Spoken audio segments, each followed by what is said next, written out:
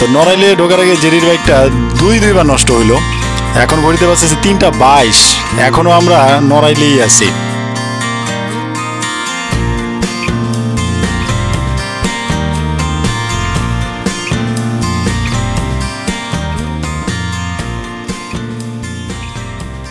সবাইকে শুভ সকাল।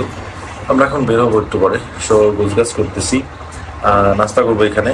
যেটা বলছিলাম যে গতকালকে তো আমরা মাগুরাতে স্টে করছি এক দাদার বাসায়। তো এটা তার বাসা, সুন্দর। তার বাসা বলতে এটা তার অফিস। এখানে সে ডিজাইনার মানুষ, সে বিভিন্ন কাজ করে এখানে। তো এখানে আমাদের থাকার ব্যবস্থা করে দিছে।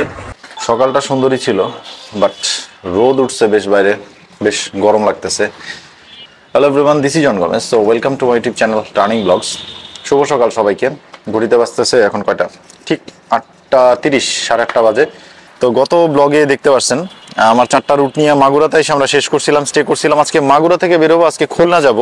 এর মধ্যে 2-3টা জেলা পড়বে, তো সবগুলোই থাকবে আজকের এই ব্লগটাতে। তো আমরা জার্নি শুরু করবো। এখন নাস্তা করতে যাব, নাস্তা করে দেন এখানে স্থানীয় একটা মন্দির আছে। দাদা কালকে বলতেছিলেন যে সুন্দর একটা মন্দির আছে, বাট দিনের বেলা না গেলে সেই মন্দিরের সৌন্দর্য পাওয়া যাবে না। তো সেই সুন্দর মন্দিরটা আমরা দেখবো, দেখে তারপরে চট করে চলে যাবো। আমরা যাব নড়াইলের উদ্দেশ্যে। আমাদের প্রথম আজকের যে এক্সপ্লোর ডেস্টিনেশন সেটা হলো নড়াইল।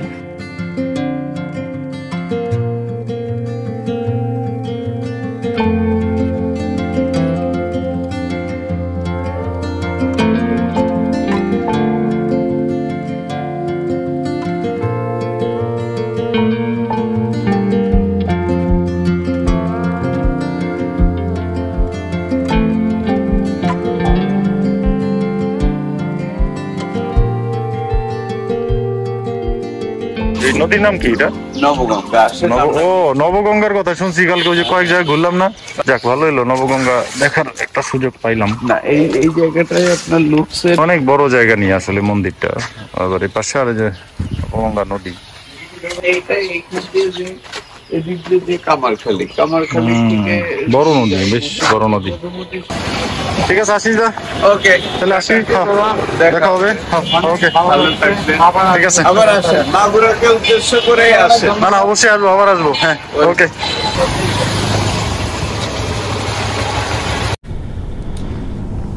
আমরা মাগুরা থেকে বেরোলে ভাইনার যে মোড় আছে, ওখানে 6 না 7 রাস্তার একটা মোড় আছে। তো ওখান থেকে গোরস্থান রোড বলে এটা, সেই রোড ধরে আমরা নড়াইলের দিকে যাইতেছি। সবাই সাজেস্ট করলো এই রোডটা ধরে যাইতে, তাই যাচ্ছি। আরও কিন্তু 2-3টা রাস্তা আছে, চাইলে আপনারা অন্য রুটও ধরতে পারেন। ভাই, গোরস্থান রোড ধরে আসছি। এটা পুরো একটা চাঙ্গে মাঙ্গে রাস্তা, মানে একটুখানি টানার আগেই দেখা গেছে যে এরকম ভাঙা, আর এত মাইর প্যাস, মানে এরকম মানে পুরো রাস্তা জুড়ে অবস্থা। কেউ যদি আপনাদেরকে সাজেস্ট করে, আর যদি আপনারা আমার রুট ফলো করেন, তাহলে মাগুরা থেকে নড়াইল যাওয়ার সময় গোরস্থানের যে রোডটা অবশ্যই অ্যাভয়েড করতে হবে। কারণ কি, এই রাস্তা আসলে কবে নাগাদ ঠিক হবে তারও কোনো ঠিক নাই। আর আজকে আমার যে ডেস্টিনেশন পয়েন্টে পৌঁছাইতে হবে, যে এস্টিমেটেড টাইম, আমি জানি না আসলে টাইমলি পৌঁছাইতে পারবো কিনা।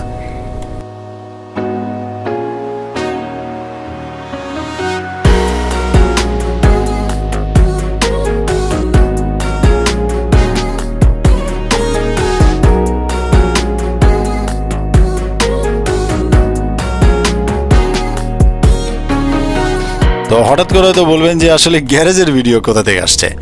আসলে আজকেও আকাম হয়েছে। কালকে দাদার বাইকের টায়ারের সমস্যা হয়েছিল, আজকে জেরির বাইকের এক বিশাল সমস্যা।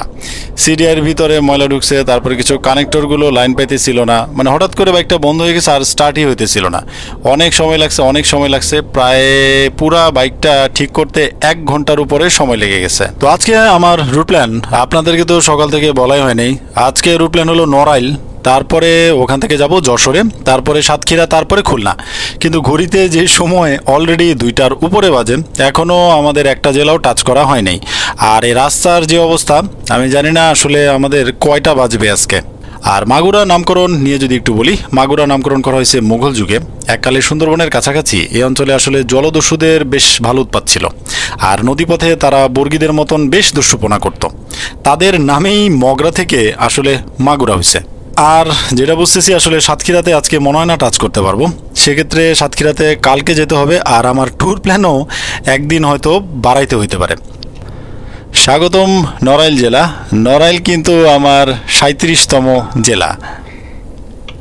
আর নড়াইলে আমরা যে দুইটা জায়গা কভার করব, প্রথমত হলো বাধাঘাট যাব, আর দ্বিতীয় হলো SM সুলতান মেমোরিয়ালে যাব। তবে আজকে যে পরিমাণ সময় নষ্ট হয়েছে এখানেই, আমি জানি না আসলে SM সুলতান মেমোরিয়ালে আমরা ঢুকতে পারবো কিনা। আর নড়াইল নামকরণ নিয়ে যদি একটু বলি না, নড়াইলে নীল বিদ্রোহীদের কারণে না আসলে 1863 সালে ইংরেজ সরকার মহেশখোলা মৌজায় মহকুমার প্রধান কার্যালয় আসলে স্থাপন করে। আর এইভাবেই আসলে মুঘল আমলে নড়াইল নামটা ইংরেজ শাসন আমলে নড়াইল নামে পরিচিতি পায়। তো আজকে আসলে আমাদের ব্যাড লাক, আমরা তো আগেই গেছিলাম, বাট জেরি আবার ফোন দিছে আমাদের, ওর বাইকটা আবারও বন্ধ হয়েছে। এই যে ও দাঁড়ায় আছে এই গ্যারেজটাতে, তো মেবি আরও বেশ অনেকটা সময় লাগবে, তো জানি না, দেখি কতক্ষণ লাগে। নড়াইলে ঢোকার আগে বেশ প্যারা খাইলাম, ওই যে কুষ্টিয়াতে যে প্যারা সন্দেশ খাইছিলাম না ওইটাই বেশ প্যারা দিতেছে আমাদেরকে। তো নড়াইলে ঢোকার আগে জেরির বাইকটা দুইবার নষ্ট হইলো, এখন ঘড়িতে পারছে 3:22, এখনো আমরা নড়াইলেই আছি। তো জেরিরে আমরা আসলে গ্যারেজে রেখে আসছি, তো কাজ করাইতেছে, তো আমরা এখন যাব বাধাঘাটে।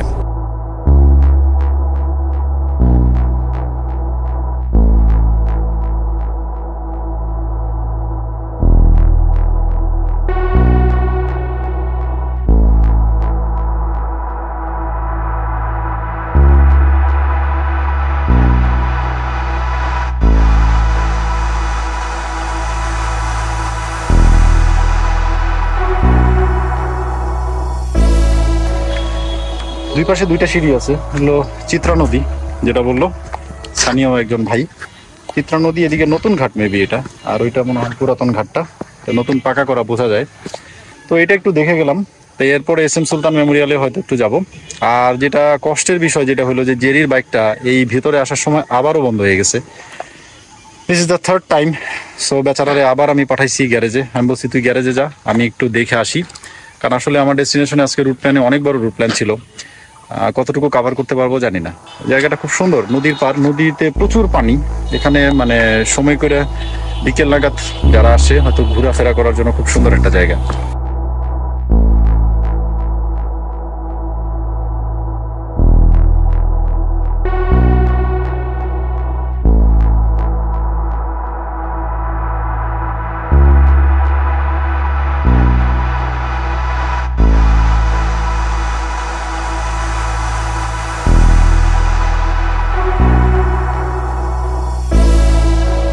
ও, এটা ওনার ব্যবহার করা না? ও আচ্ছা আচ্ছা। কবি এই বাড়িতেই থাকতেন তাই না? এই বাড়িতে এটা ছিল হচ্ছে আপনার টিন সেট করা ছিল তো, পরে আচ্ছা, এটা আচ্ছা। ভেঙে ফেলা মানে ই করছে ও, সুন্দর করে এটাকে, এটা কি যা দেখছেন ওনার সমাধিস্থল। ও আচ্ছা আচ্ছা আচ্ছা, এই যা দেখছেন সব আসছে এটা ওনার সমাধিস্থল, সরকারি ভাবে পুরোটা আবারই করছে না? সবাই তো সব হয়েছে। আমরা নিয়ে গিয়ে ঘর যা ছিল আচ্ছা আচ্ছা। সবটাই তো তবে দেখা। উনি তো আনরেড, মানে ওনার কেউ নাই, হ্যাঁ হ্যাঁ হ্যাঁ। আগে কিছু নাই, জায়গাটা সরকার এখন করে নিয়েছে। ও আচ্ছা আচ্ছা আচ্ছা। এখন গ্যালারি বুঝলেন, ও আচ্ছা আচ্ছা, লম্বা আছে, এটাই করতে হবে। দেখেন কাজ কাজ দেখা যায়। না, বুঝতে পারছি, আসলে দেরিও করে ফেলছি, যে ওনার অনেক চিত্রকর্ম এখানে আছে, অনেক সুন্দর চিত্রকর্মগুলা। হ্যাঁ হ্যাঁ হ্যাঁ হ্যাঁ, আসলে পুরো গ্যালারিটা দেখতে পারলে দারুণ লাগতো। ওই যে উপরে অনেক বড় গ্যালারি, যদিও আসলে বন্ধ হয়ে গেছে। এই যে ওনার ছবিগুলা, একটা জিনিস কাউকে ঢুকতে পারলাম, এটি একটা ব্যাপার। আর আমি নৌকা তখন দেখা দিচ্ছি। আচ্ছা, এটা হলো কবির নৌকার উপরে ওঠা নিষেধ। আচ্ছা, কবির নৌকা, এটা দিয়ে মনে হয় উনি মেবি ভ্রমণ করতেন তাই না? কবি আসলে বাচ্চাদের জন্য এই নৌকাটা মানে প্রস্তুত করছিলেন। অনেক টাকা ব্যয় ওই সময়ে, যে বাচ্চারা নৌকাতে চড়ে এই যে পানিতে মানে তারা এটাতে ভেসে ভেসে বেড়াবে আর ছবি আঁকবে, মানে অনেক সুন্দর একটা পরিকল্পনা ছিল। এবং এটা চড়ে উনি ভারতেও যাবেন, এই ধরনের ওই সাইনবোর্ডে এটার একটা আছে, কি বলে, ইতিহাস আছে, কিভাবে কেন করছেন, কাদের জন্য করছেন, সব আছে। আমি এটা স্ক্রিনে দিয়ে দিতেছি, আপনারা পুরোটা পড়ে নিতে পারেন। অনেক সুন্দর, অনেক বড় নৌকা।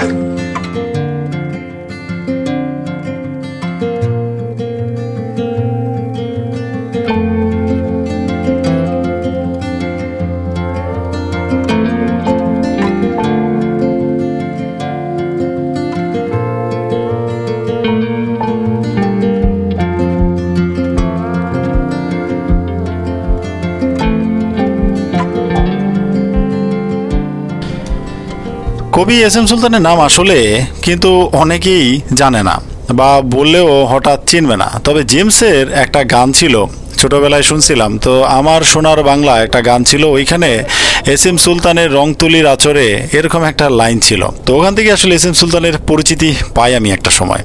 তো আজকে এখানে আসলাম, আর একটা দেখার সুযোগ হলো। এস এম সুলতান আসলে কিন্তু বাচ্চাদের প্রচণ্ড মাত্রায় ভালোবাসতেন, যেটা বোঝা যায়। শিশু স্বর্গ নামে তার যে নৌকা, এই সেই নামকরণেও এখানে একটা গ্যালারিও আছে, দেখলাম বের হয়ে হাতের ডান দিকে, কিন্তু আসলে বন্ধ হয়ে গেছে। থ্যাঙ্কস টু দ্য পারসন যে আমাদেরকে আসলে সুযোগটা দিছে। 3টার সময় কিন্তু বন্ধ হয়ে যায়, বাট উনি আমাদেরকে ভেতরে ঢুকতে দিছেন, বাট গ্যালারিটা দেখতে পারিনি। বাট তারপরও যেটা বলবো যে আসলে খুবই ভালো লাগছে। মানে উনি কিন্তু আসলে গ্রাম বাংলার পেশিবহুল কৃষকদের কিন্তু ছবি আঁকতেন। তো যাক, ওভারঅল জায়গাটা এক্সপ্লোর করতে পারছি, খুবই ভালো লাগছে। এখন জেরি আসতেছে গ্যারেজ থেকে, দুপুরের খাবারই খাইনি, তো একটু খাওয়া দাওয়া করি, তারপরে আগাই।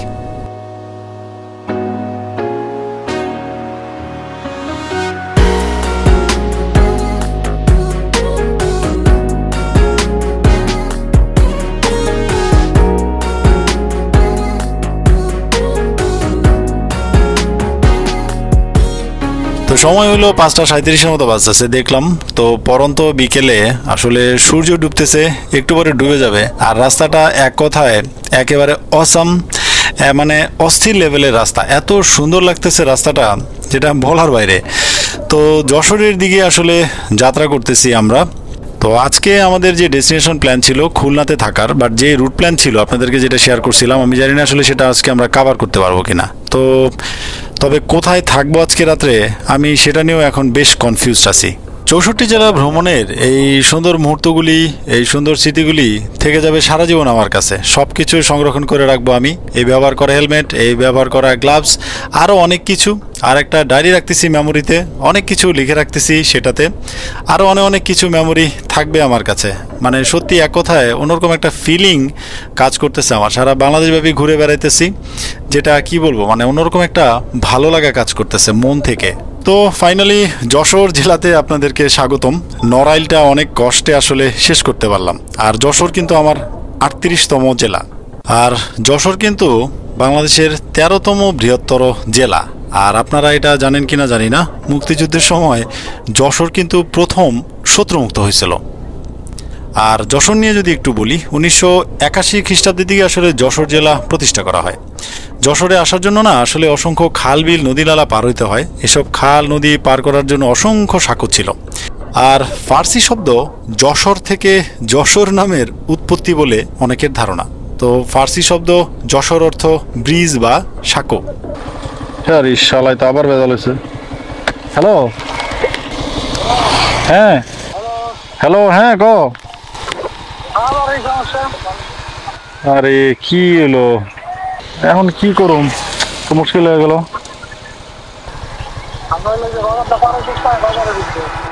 বাজারে গ্যারেজ আছে কোনো?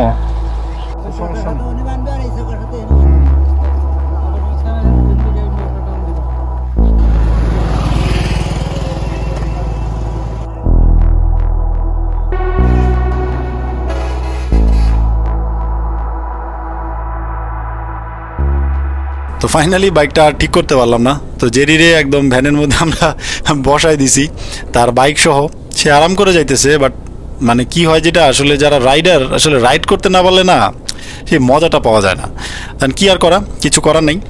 যশোর সদরে যাই আসলে কোনো ভালো একটা গ্যারেজ খুঁজতে হবে। আর যেটা বড় প্রবলেম হইতেছে আসলে ঈদের আসলে কাছাকাছি সময়ে, তো গ্যারেজগুলোতে না ভালো কোনো লোকও পাইতেছি না আমরা, যে কাজ করাবো বা দেখাবো ঠিক মতো। এইটা হলো বড় সমস্যা। যাই না দেখি যশোরে যশোরে যে হোটেলটা আমরা গত বছর ছিলাম সেখানে কথা বললাম, সেই হোটেলটা বন্ধ। আরও একটা জায়গায় কথা বললাম, সেখানেও রুম নাই। তো যশোরে আমরা থাকবো কি না এটাও বুঝতেছি না। আবার এত রাতে আসলে আমাদের খুলনা যাওয়াটাও ঠিক হবে কি না সেটাও আসলে আমরা এখনও না ডিসিশন নিতে পারিনি। তো জেরিরে ওই গ্যারেজে রেখে আসছি, কারণ কি যে পার্সটা আমাদের দরকার সেই পার্সটা এখনও আসলে খুঁজে পাইনি, কারণ কি ঈদের জন্য ম্যাক্সিমাম দোকানগুলো বন্ধ। তো আমরা আছি এখন কালেক্টর ভবনে। আর কালেক্টর ভবনটা যেটা হয় বিভিন্ন ওকেশনালি না, এটা খুবই সুন্দর করে লাইটিং করে। তো ঈদের জন্য এটা লাইটিং করা ছিল, তো এটা দেখতে পারছি আইসা। গত বছর যখন আসছি তখন কিন্তু এরকম লাইটিং দেখি নাই, তো এবছর দেখতে পারছি, দারুণ লাগতেছে। যশোরে আসছি আসলে যদি একটু এক্সপ্লোর না করি তাহলে কেমন হবে। আর এটার ভেতরে একটু যাওয়ার চেষ্টা করবো, দেখি একটু ভেতরে যাওয়া যায় কিনা, চলেন দেখি।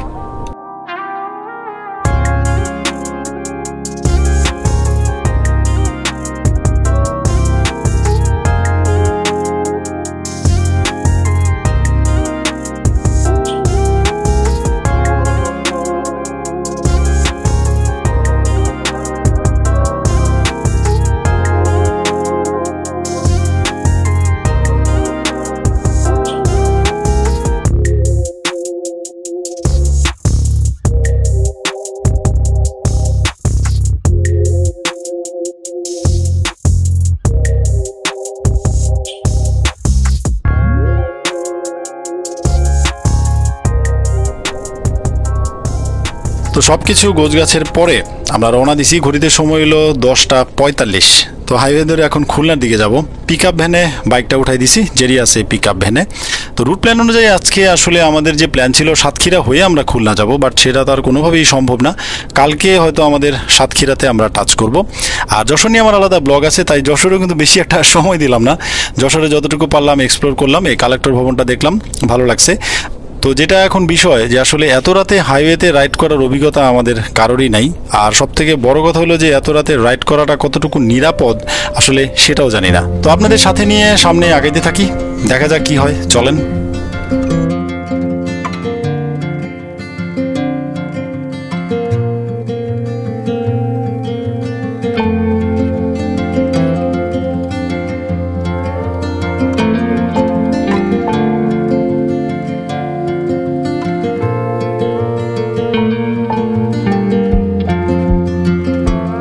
এখন বাজতেছে 12:10। তো আসলে দুপুরে তো ভাতই খাইনি, এখন ভাত খাবো এই হোটেলটা থেকে। আর ঘুমে মানে খুবই খারাপ অবস্থা আমাদের। কিছুক্ষণ আমি ড্রাইভ করছি, এখন জেরি ড্রাইভ করতেছে আমার বাইকটা। সারাদিন ব্যাপী তো আজকে যা চলছে, দুপুরে লাঞ্চ হয় নাই, এখন খাবো। বিকেলে একটু হালকা নাস্তা করছিলাম, বাট সেটা আসলে পোষায় নাই। আরো খুলনা পৌঁছাইতে আমাদের আরো মনে ঘন্টাখানিক সময় লাগবে, রাস্তা অনেক বেশি ভাঙা। তো যেই মানে পিক আপটা নিছি সেটা খুব আস্তে আস্তেই যাইতেছে। তাকে খাওয়া দাওয়া করি, তারপরে কয়টা বাজে কি হয় আপনাদেরকে জানাবো।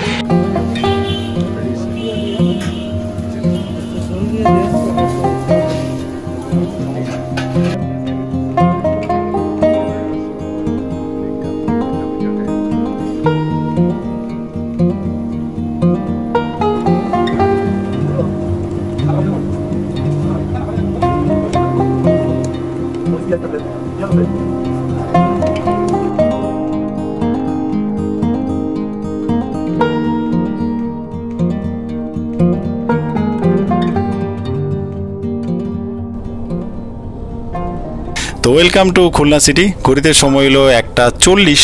তো এত রাতে হাইওয়ে ধরে যে আসলে আমরা সেফলি আসতে পারছি এটাই অনেক বেশি।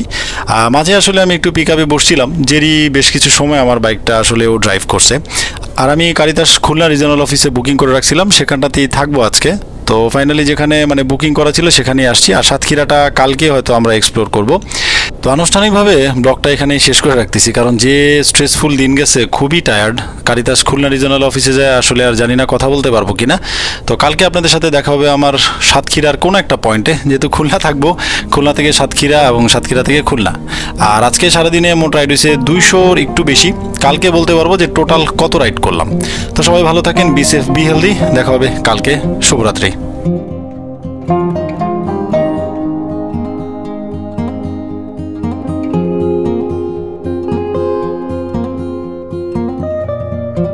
এই হলো আমাদের রুম। এখানে এই সিঙ্গেল দুইটা আর এই পাশে দুইটা, মোট 4টা বেড আছে, ফ্যান মাঝখানে। তো একটু গরম আছে। এখানে এসি রুম নাই, এগুলাই নর্মাল রুম, ডরমেটরির মতো। তো এখন আর কথা না বাড়াই, অলমোস্ট 2টা বাজে।